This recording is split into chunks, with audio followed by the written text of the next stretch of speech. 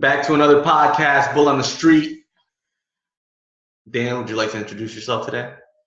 Hi, I'm Dan Wachtel from Harbor Capital Partners and Servitude.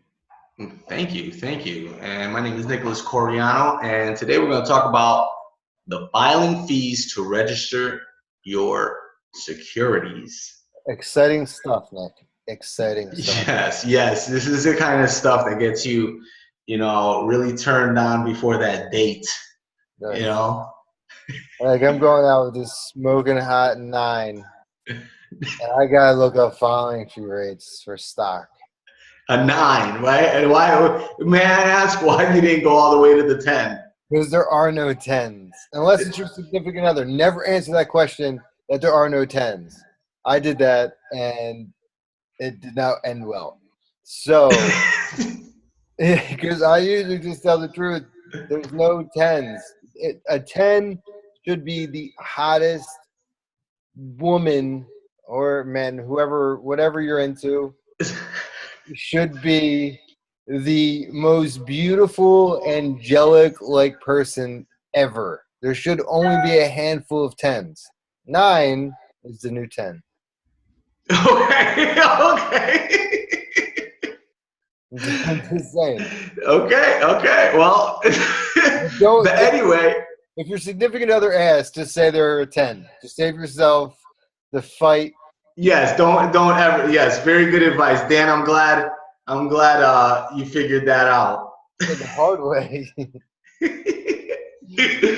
All right. Back to filing fees, man. You want to register $1 million worth of stock, you are going to have to pay $115.90. The fee is calculated by multiplying the aggregate offering amount by 0.0001159.